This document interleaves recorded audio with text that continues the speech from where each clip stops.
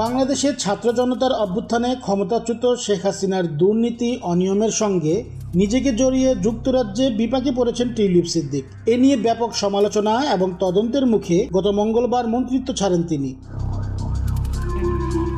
গত বছরের 5ই আগস্ট হাসিনার সরকারের পতনের পর শেখ পরিবারের দুর্নীতির সঙ্গে টিউলিপের নাম ব্যাপকভাবে আলোচিত হলেও তার যোগসাজশ ছিল বেশ পুরনো। শেখ হাসিনার স্বৈরশাসনের পুরোটা সময় সহযোগিতা এবং অর্থ আত্মসাতে তার সম্পর্কের প্রমাণ হিসেবে একটি ছবি আন্তর্জাতিক সংবাদ মাধ্যমে প্রচার পাচ্ছে।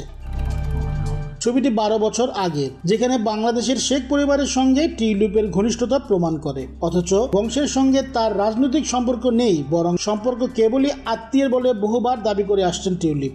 দ্য গার্ডিয়ান ওই ছবিটি জুড়ে দিয়ে এক বিশ্লেষণে জানায়, 2013 সালে তোলা ছবিটি 2015 সালে ব্যাপকভাবে ছড়ানোর পর টিউলিপ সিদ্দিককে নিয়ে তখন থেকেই সতর্কীকরণ অবস্থা ছিল। ওই ছবিতে রাশিয়ার প্রেসিডেন্ট ভ্লাদিমির পুতিন, বর্তমানে বাংলাদেশের ক্ষমতাচ্যুত নেত্রী তার খালা শেখ হাসিনা, খালাতো ভাই সজীব ওয়াজেদ জয় ও টিউলিপকে দেখা যায়। খালার পাশে টিউলিপ সিদ্দিক ছিলেন বেশ হাস্যোজ্জ্বল। ছবি প্রকাশিত হলে তখনই লেবার পার্টির ভেতরে আশঙ্কার ঘণ্টা বেজে ওঠে।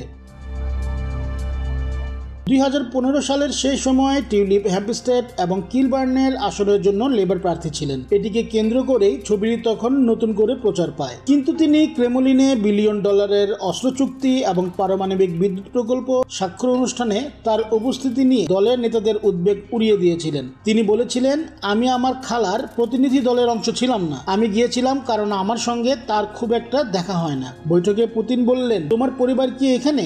আমি একটি ছবি চাই। অতীতের দিকে তাকালে আমাদের ভাবা উচিত ছিল যে এটি কেমন দেখাচ্ছে। আমার মনে হয় পুতিন ভাববেন, এই এলোমেলো মেয়েটি কে, যার সাথে আমি অস্ত্রের চুক্তি করতে যাচ্ছি।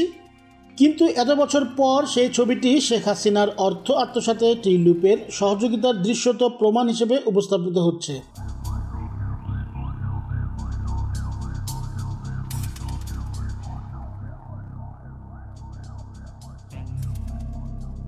আওয়ামী লীগ সরকার ঘনিষ্ঠদের কাছ থেকে ফ্ল্যাট নেওয়া, শেখ হাসিনার স্বৈরশাসনে সহযোগিতা, অন্তঃসত্ত্বা সাংবাদিককে হুমকি, ব্যারিস্টার আরমানের স্ত্রীকে হেনস্থা করানো বা পূর্বাচলে প্লট জালিয়াতি ছাপিয়ে টিউলিপের বিরুদ্ধে অন্যতম অভিযোগ ছিল রূপপুর বিদ্যুৎ প্রকল্প থেকে টাকা আত্মসাতের মধ্যস্থতা করা।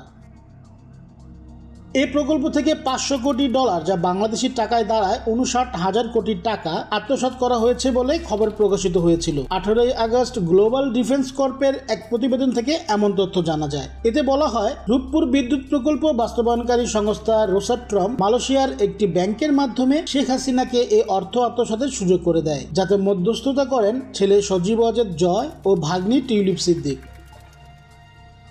গ্লোবাল ডিফেন্স কর্পের প্রতিবেদনে আরও বলা হয়, রাশিয়ার সহযোগিতায় বিদ্যুৎ কেন্দ্রটির নির্মাণ খরচ ধরা হয় $1,265 কোটি, প্রয়োজনের তুলনায় যা অনেক বেশি, যাতে মালয়েশিয়ার একটি ব্যাংকের মাধ্যমে শেখ হাসিনাকে এই বাজেট থেকে $500 কোটি আত্মসাতের সুযোগ করে দেয় প্রকল্প বাস্তবায়নকারী সংস্থা রোসাট্রম।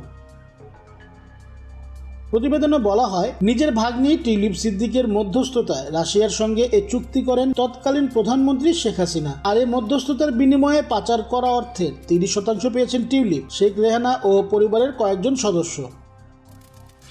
2013 সালে রাশিয়ার প্রেসিডেন্ট ভ্লাদিমির পুতিনের সঙ্গে শেখ হাসিনার সাক্ষাতের সময় সঙ্গী ছিলেন টিউলিপ সিদ্দিক। গ্লোবাল ডিফেন্স কর্পের দাবি, সে সময় ঢাকা মস্কোর $1 বিলিয়ন অস্ত্র চুক্তির মধ্যস্থতাও করেন তিনি। Taukir Ahmed Robin, news desk, Bangla TV.